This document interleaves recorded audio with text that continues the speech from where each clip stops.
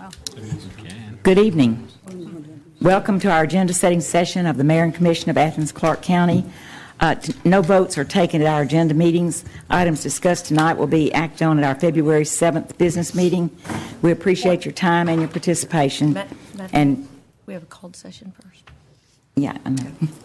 I'm sorry. Thank you, though. If anyone would like an agenda to follow along with us tonight, they're in the hall on the table just to the right of the doors. And if you're joining us remotely, you can access an agenda from Athens-ClarkeCounty.com. If you have a cell phone or any other electronic device, if you would, please turn it off or to silent. There'll be two opportunities for citizen input tonight: the consent agenda, items 1 through 4, and new business items 1 through 8. Item 9 is a recommendation from the Planning Department, and we don't take public input on those at our agenda-setting meeting. We'll have a public hearing on that, item 9, at our business meeting on the 7th, February 7th. Rules of the Commission allow citizens 3 minutes for comment. A timer on Ms. Spratlin's desk will turn yellow at 2.5 minutes, and that's a reminder that your time's almost up, so please have your comments done before it turns red, and so that I don't have to interrupt you. And we ask also that you refrain from demonstrations, including applause, during our meetings. If you brought any handouts with you that you'd like for us to share with us, please give them to Mr. Berryman, and he'll make sure that we get them. And before we begin our agenda meeting tonight, we have a special call session. And the purpose of the call meeting is to amend the term of office for the Municipal Court Judge, Administrative Hearing Officer, and receive a recommendation from the Mayor for appointment to the Municipal Court Judge and Administrative Hearing Officer, and also approve an intergovernmental agreement with Athens-Clarke County Industrial Development Authority and any other item that's brought to us in proper order. Ms. Bratton, would you call the roll for us, please? Dickerson. Here. Sims. Here. Link. Here. Wright. Present. Bailey. Present. Neesmith. Present. Bale. Here. Harrod. Present. Gertz. Hamby. Here. Thank you. So we need to suspend the rules. Madam Mayor, I move for suspension of I'll rules. second that motion. Have a motion and second for suspension of rules. All in favor? Aye. Any opposed? Okay. Mr. Berryman, I believe you have a couple of ordinances for us. I do. The first is an ordinance to amend the Code of Athens-Clarke County, Georgia, with respect to term of office of the Municipal Court Judge and for other purposes. Next is an ordinance to amend the Code of Athens-Clarke County, Georgia, with respect to term of office of the Administrative Hearing Officer and for other purposes. Thank you. And at this time, I'd entertain a motion for the adoption of the ordinances. And we have public input before. Do we have public input on this? Yes, ma'am. Well, I'm sorry. Yes, I was going to leave the public out of this totally. Anyone from the public who would like to come and speak to us on either one of these items, which is the Municipal Court Judge appointment and also the Industrial Development Authority item, this would be the time to come and talk to us. Seeing none, we'll come behind the rail. Thank you, Mr. Sims. Haven't done one of these in quite a while. So I'd entertain a motion for adoption of the ordinance to change the terms to amend the terms for the municipal court time and to allow the mayor to assign appropriate documents. Madam Mayor, I make that motion. Motion second. All in favor? Aye. Any opposed? Okay. And our next order of business is for the nomination of our new municipal court judge, and I'm very pleased to recommend to you tonight Ryan Hope for appointment as municipal court judge and administrative hearing officer. I provided with our commissioners with copies of Ms. Hope's resume last week, which I hope you've all examined. He served as Chief Assistant Solicitor General from January 2000 to present. In this capacity, plus 6 previous years in the Public Defender's Office, in addition to his legal training, he's gotten extensive knowledge into our judicial system. His responsibility in the Solicitor General's office, where he oversees and manages the budget, as well as a staff of 16 people, gives him the necessary management experience to effectively oversee the office functions of the court. I hope that you will all agree with me that he'll make an exceptional municipal court judge, and I'll be happy to entertain a motion for approval of this nomination. Madam Mayor, I move that Ryan Hope be nominated for Municipal Court Judge and Hearing Officer. Thank you, Mr. Sims. I'll second that. Have a motion and second. All in favor? Aye. Any opposed? Congratulations, Judge. Would you like to come up and speak to us for a minute? Want to thank the mayor for the appointment and the commission for the vote. I knew a lot of the applicants, certainly the finalists. I knew all the finalists. They're all attorneys that I know personally and professionally as far as the finalists are concerned. They're people I respect. So out of such a strong field to be given this opportunity, it's a very humbling experience. Going back to law school, I went to law school here at UGA, worked at the public defender's office as an intern, so I know municipal court judges going back to Judge Steve Jones, Judge Vicki Carter, Judge Ethelyn Simpson, Judge Kay Giese, Judge Spermbarger Jones, and that's a lot to live up to. And I promise to do my best and to make Athens-Clarke County proud of the municipal court and the job I'm going to do there. That's all I have to say. Thank you very much. Thank you, Judge. And I think you've got your family with you. If you'd like, you can just stand up and so we can. My daughter, Emmy, who's a kindergartner at Timothy Road Elementary, and my son, Slater, and that's my wife, Karen, holding Slater up right there. He's behaving very well for a little boy who's 2 and has only had like a 30-minute nap today. And I have a lot of coworkers here who are apparently eager to see me off, who came. They have to wait until the 31st, well, for swearing in and the first for me to start. But my boss, C.R. Chisholm, is here. Ricky Scarborough, who's the chief investigator in our office. Amelia Rushton, who's the director of our victim witness program, and her husband, Lee Rushton, who works in the DUI drug court, and then Jana Landreth, who's our municipal court prosecutor. So I'm happy they can make it here today. There's going to be a swearing in January 31st in the municipal court at 2:30. So any of the commissioners that would like to attend, we'd love to have you there. The mayor, obviously, as well. Anybody else who could attend, once again, on January 31st at 2:30 in the municipal court. I'm not going to actually take the bench until the 6th. There's some pro hacks that are lined up. That's the middle of a week, and so they're going to finish out the week, and then I'll take the bench on the 6th and hopefully get moved into my office in those days in between. But once again, thank you, Mayor, and thank you, Commission. Thank you and congratulations. Thank you very much. Now, the next item on our agenda is to approve an intergovernmental agreement with Athens-Clarke County Industrial Development Authority.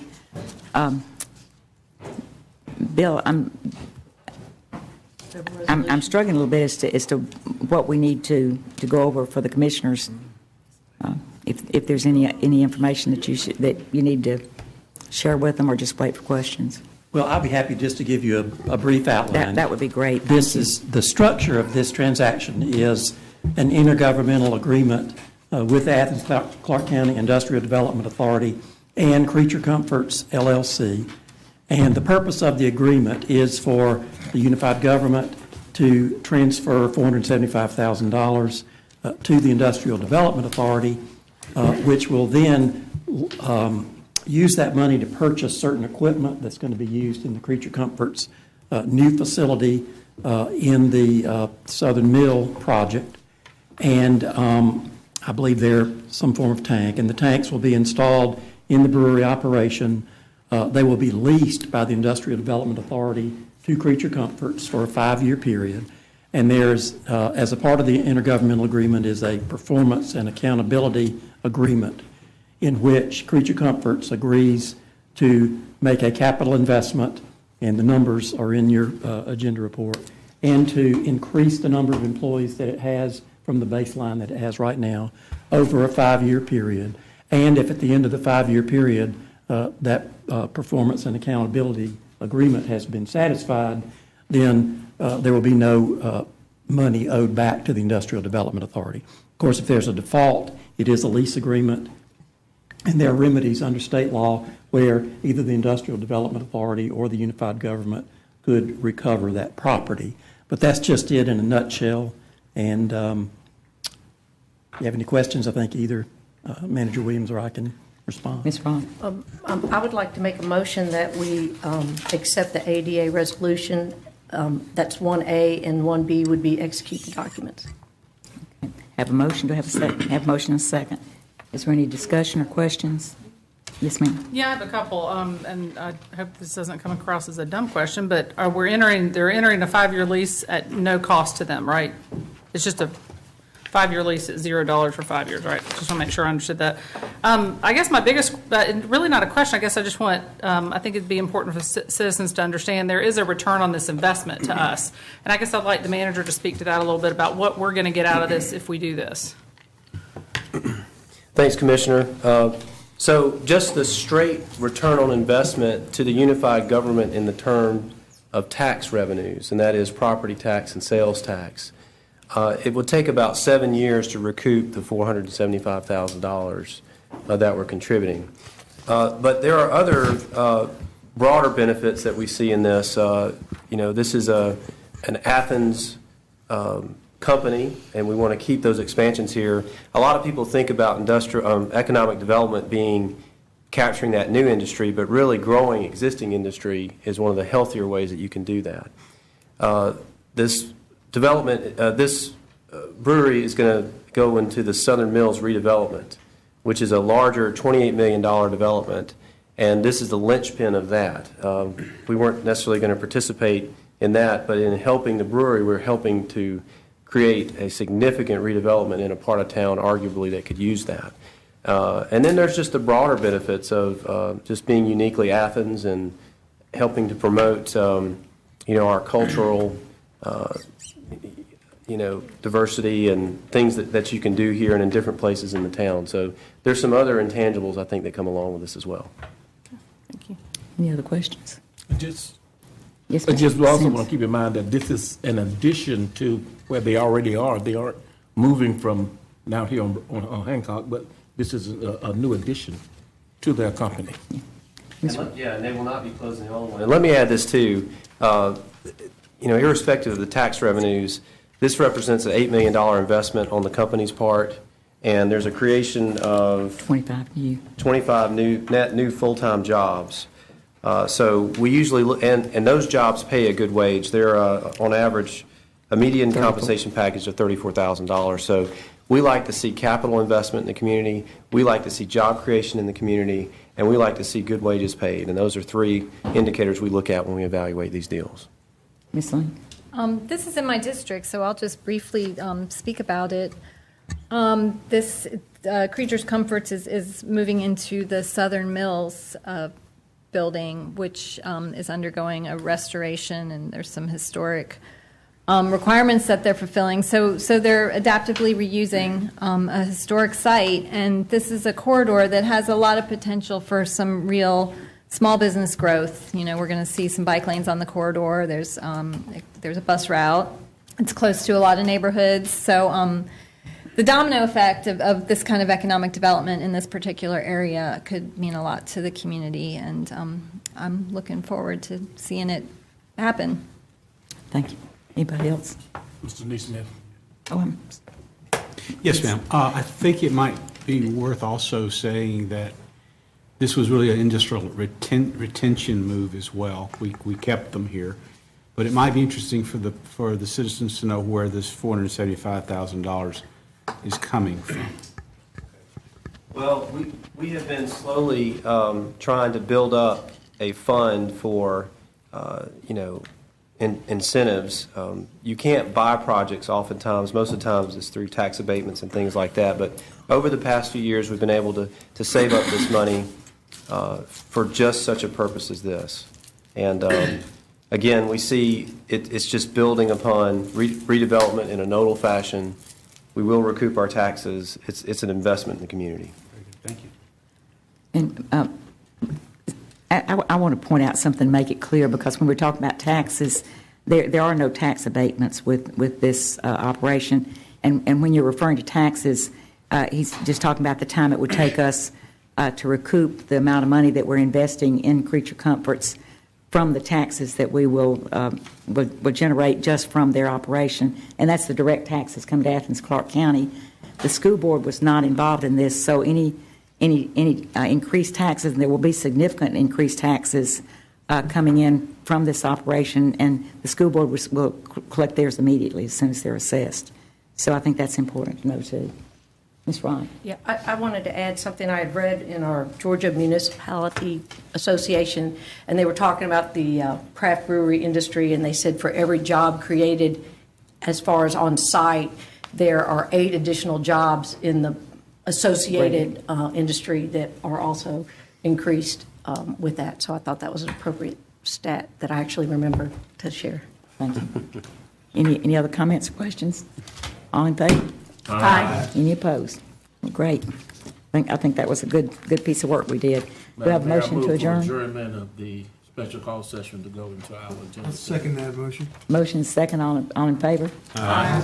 Okay, we will now move on to our regular agenda setting meeting. And this would be the time that any commissioner who would like to, anyone in the audience who would like to speak to us about anything on our consent agenda, which are items 1 through 4, to please come to the podium and give us your name, address, and let us know which item you're speaking to. Okay, seeing none, we'll come behind the rails. Any, Mr. Harry? I have a question about number 1, please. Okay. Go ahead. Yeah. So just looking under the definitions of proper enclosure, and given that we changed our another animal control ordinance at the end of last year, under that ordinance we allowed electronic fences to be considered an appropriate enclosure. Here it says specifically, it talks about a physical structure, but I'm assuming that that is just in relation to vicious dogs. In other words, there's no incongruity between what we did 2 months or so ago and what we have here today. Is that correct? That is correct. This only applies to that kind of dog. Okay. All right. Thank you. You want to still leave it on consent? Sure. Anybody else have anything on consent you'd like to discuss?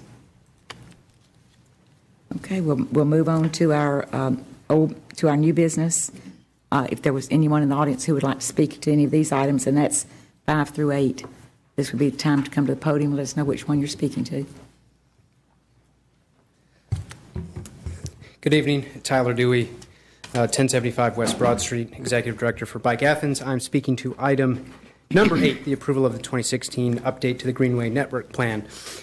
This is an item we've certainly been very excited about. Bike Athens is an ex officio member of the Greenway, Oconee River Greenway Commission.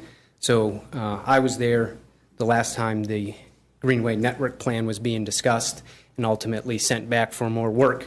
And I just want to speak to the fact that there's been a subcommittee created of the Oconee River Greenway Commission in which the members of that planning committee have literally put in thousands of hours to develop this network plan update. This was not staff-driven. This was really a project of the planning committee of the Greenway Commission, and they put in a lot of time and effort to really put a lot of thought into why these projects were put forward, why these projects were prioritized the way that they were. And I know that it was really led by them in collaboration with staff. So Bike Athens certainly recommends or would be happy to see the approval of the 2016 update as presented by staff and the Oconee River Greenway Commission Planning Subcommittee. Thank you. Thank you, Mr. Dewey. Good evening. My name is Nat Kirkendall. I live at 108 River Bottom Circle here in Athens, and I'm here as the vice chair of the Oconee Rivers Greenway Commission. And just to back up what Tyler just said, there were, close to 1,000 hours put into this effort for this Greenway Network Plan, and we very much appreciate the involvement that Leisure Services, through Mel Cochran and her staff, gave to us, listening to everything that we had to say, and this time our fingerprints are all over this plan. Part of that includes that priority list.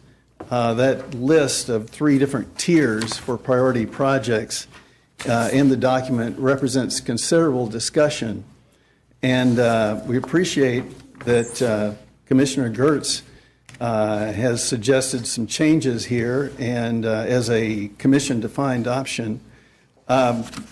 We think there's some issues, though, that we would like to discuss with him and with other commissioners, even given the short time frame, to show why that we felt the tier arrangement was as we're showing in the document. Just by way of example, Ben Burton Park to Beach Haven for an extension of the Greenway is extremely important and something that we very much support. However, it's going to be quite a bit of time before we have an approved plan for the Beach Haven unit. In fact, we're still acquiring land for that, and we don't have an approved plan, much less mechanisms in place for visitor safety and for resource protection. And to start off with building that connection before all of that is in place could be problematic. And but that's just one of the examples of the kind of thinking we had to put into this. And so, again, we appreciate the attention, but we would like to urge retaining the original priority order that's in the draft plan. Thank you. Thank you, Mr. Kirkendall. Anyone else? Okay, seeing none, we'll come behind the rail. And would any of our commissioners like to open discussion on item number 5? Okay, number 6. And I'm sorry, I should have let y'all know what we, in case everybody doesn't have an agenda. Item 5 was an update on the water and sewer connection fee schedule. Item number 6 is a risk-based water supply assessment for drought resilience. Yes, sir. I would just like to say that number 6, which is the water supply assessment for drought resilience, which is more interesting than its title would imply, because it's actually about taking their first steps in looking at a water reuse system. Just for the public's, we all know, but for the public's awareness, this would allow us to use water that's coming out of our wastewater treatment facilities and recirculate that water or recycle that water back to our industry for their use. And even store some of that water so that we could draw from that water in case of drought. If you don't mind my explaining a little further, the idea of our getting through the next big drought, 100-year drought, as we did in mid-2007, through conservation. The problem is that we are doing lots of conservation already in this county. We consume less water per person than any other county in the state. So we're not going to make it through the next 100-year drought through conservation. We will run out of water in all likelihood, depending on how long it lasts. So this is a way for us to be resilient in that case because we are not using as much water for industry. And we can also store water, not raw water from a creek or a well, but water that we've already used. We can store that and put that right back into our water system, not only for the industry, but take it back to our water treatment plants and use it for household use as well. So this to me looks like a very worthwhile thing to look seriously at to see how much it costs and when we can implement this. Thank you. Thank you. Anyone else want to have any discussion on that? Mr. Sims? No, I was just thinking that we just probably need to leave those two on discussion. Oh, absolutely. Because of, they're both very complex these are very issues. vital things to the community, and they have a direct effect on everyone that lives in Athens. Absolutely. And item number 7, the proposed increase in the Clarke County Health Department environmental health section fees. Any discussion? Yes, ma'am. Yeah, I was hoping that we could get some more information from the health department. I was highlighting the good bit of the chart on 53 that some of these are doubling the price, and some, it doesn't seem to be consistent in how much they're going up. If they can give us some, I don't know, a little more feedback, or maybe somebody who's on the committee, the health department committee, could give us some feedback. And I'm also interested in learning maybe how that compares with our comparable counties or the health departments in the area, because some of these are jumping up a good bit, and there are ones that we didn't have any before, and we're adding a couple that we hadn't paid before, according to this chart. And Andrea Kerr, I spoke with her today. She was supposed to be here tonight to speak during the 3 minutes to just explain a little bit about that. Okay. But we'll definitely get some more information. Okay. This was essentially how we received the report from them. It's unusual, we have an agenda report coming from somebody else, so we'll get some more info. Okay, thank you. Anybody else have any comment? I kind of share some of those concerns. It seems like some of these fees are going up significantly from, how much they've gone up. I mean, some of it's double, and these are the kinds of things that our small businesses have to deal with on a regular basis. So I would like to hear more. Great. And also, if we'd ask Andrea to try to, or somebody to be here from the health department if we need them when we have our voting sessions. I will do. Well, that needs to stay on our regular agenda. Anybody else on that one? Yes, sir. I know this is my favorite bee in my bonnet, but I really do wish on all of our fees, part of the reason I think that some of these fees look like they're jumping a significant amount is because they haven't been increased in a considerable period of time. And as I say, I know this is my bee in my bonnet, but I really do wish we could get to the stage where we look at all of our fees and assess them on an annual basis so that we don't go 10 years without increasing the fees and then have a massive increase. I don't think that's fair on anybody. Okay, we're going to item number 8, which is the approval of our 2016 update to the Greenway Network Plan. Mr. Neesmith. Yes, thank you. We have seen a Greenway Network Plan about 3 or 4 years ago, I don't recall, which was mostly staff-generated, but we sent it back, and I'm glad we did. And so that between then and now, the Greenway Commission has become very, very functional, very involved, and there are some real experts on that Greenway Commission. And of course, they come from Athens-Clarke County, they come from the University of Georgia, they come from Bike Athens, and a few other organizations. So it's a good representation of the stakeholders and the available experts in the issues of conservation, natural resources, trails, the building of trails, and they're very familiar with they've become very familiar with what we're trying to do. You already heard they put in their volunteer hours of over 1,000 hours working on this, and I can't tell them that they're wrong. I can't. There's no commissioner here who could tell me that they're wrong. Now, if we had time for the commissioners who had questions, particularly about the priorities, to meet with the Greenway Commission, then we should do that. And I am trying to put a meeting together. It's very difficult. So that meeting probably would end up focusing on that. But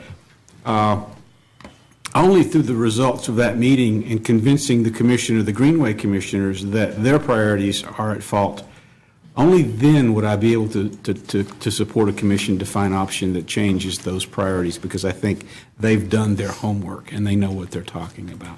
Thank you. Thank you. Ms. Wright. I just want to add that on page 59 of our agenda is the link to the 228 pages of all that work.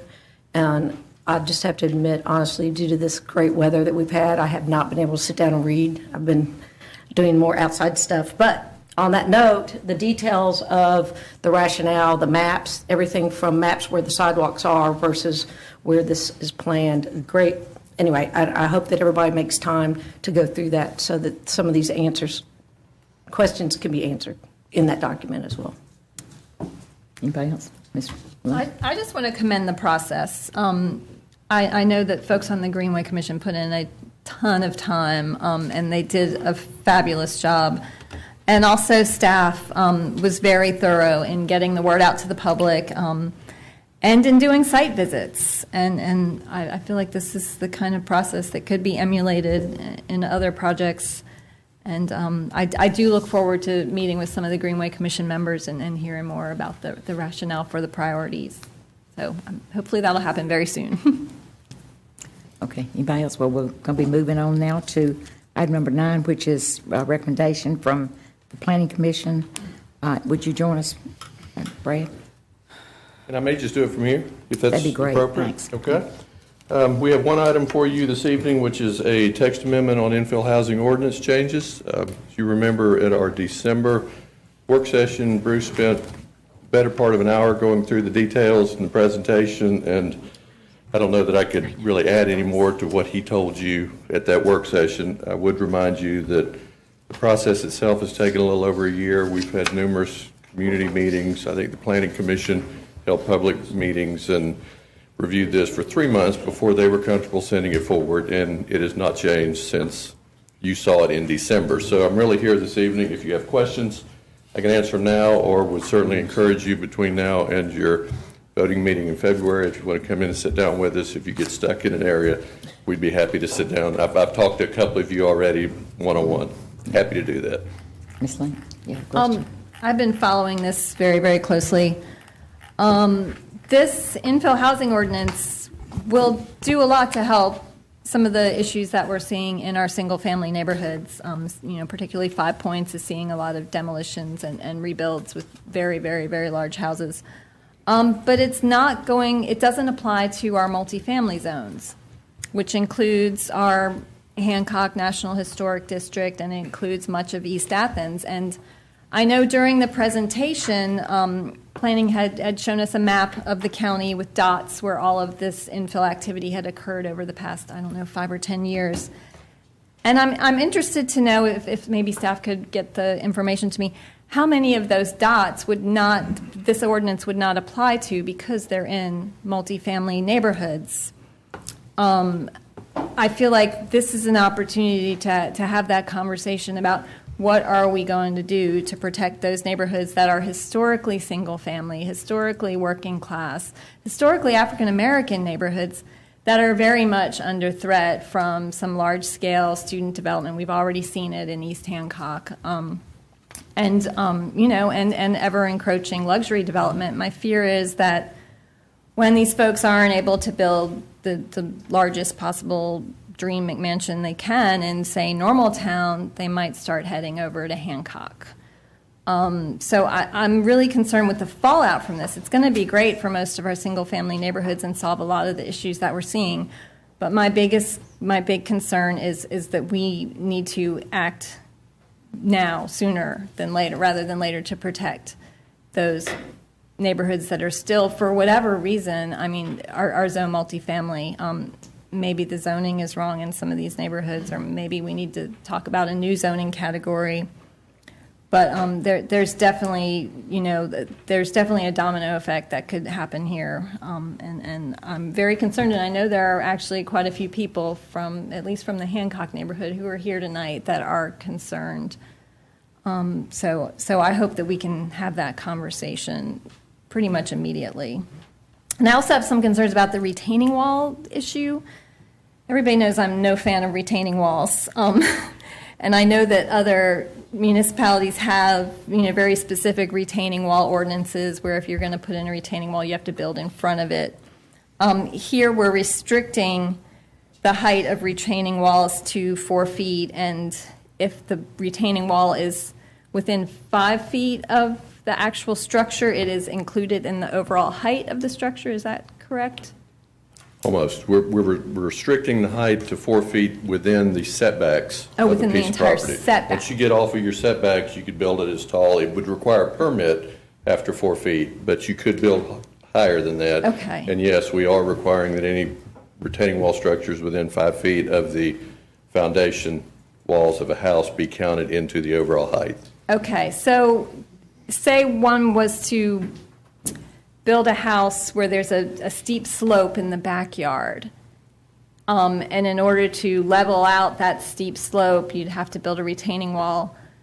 As long as you're further than the 5 feet away from the house, that retaining wall isn't included in the height. Is that correct? Yes, it's not included in the height, and as long as you are not within the required rear yard setback based on the zoning district of the property, the wall can be taller than 4 feet. 4 feet is generally a pretty good height. One, it requires a permit at 4 feet or above, and two, 4 feet, once you start getting up over 4 feet, if you were to go to 6, for example, there's a lot of people that becomes a vision obstructing wall that you cannot see over anymore. You could still change grade within a rear yard setback by more than 4 feet by using walls. You would just have to do a series of smaller walls. Yes, it is more of an expense, but felt like it was far less of an impact on an adjacent property owner. Okay. So I know that there are some fairly new houses, especially I'm thinking about Pulaski Street, where you're seeing homes being built. The street kind of runs along a ridge, and the homes are being built below street level, and they're putting in a retaining wall that you don't see at all from the street. And that would be, would that be added to the height?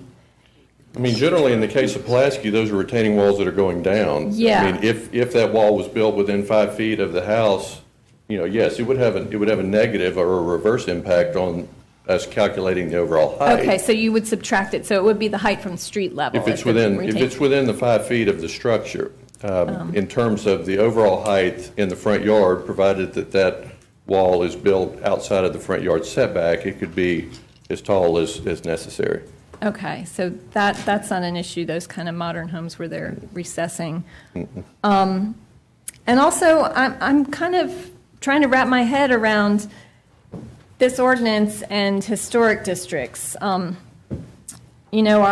historic districts were built with a whole other set of rules or no rules at all, and I would like to get some feedback from the Historic Preservation Commission and maybe the Athens-Clarke Heritage Foundation about how they feel about this. And I mean, in my mind, I kind of wonder if maybe historic districts should be exempt because there already is a very clear vetting process for new development in our historic districts, and we're not seeing the kind of development that folks tend to complain about in our historic districts. Once in a while we do, but not very frequently. So I kind of would like to hear from some of the experts in our community about that. But I definitely want to have the conversation about our multifamily neighborhoods that I feel could see some fallout from this. Anybody else have any discussion, questions with Brad? Okay, seeing none, I think we're finished for the night. Thank you. Thank you, everybody. Just goes to show you when you have a work session on the top.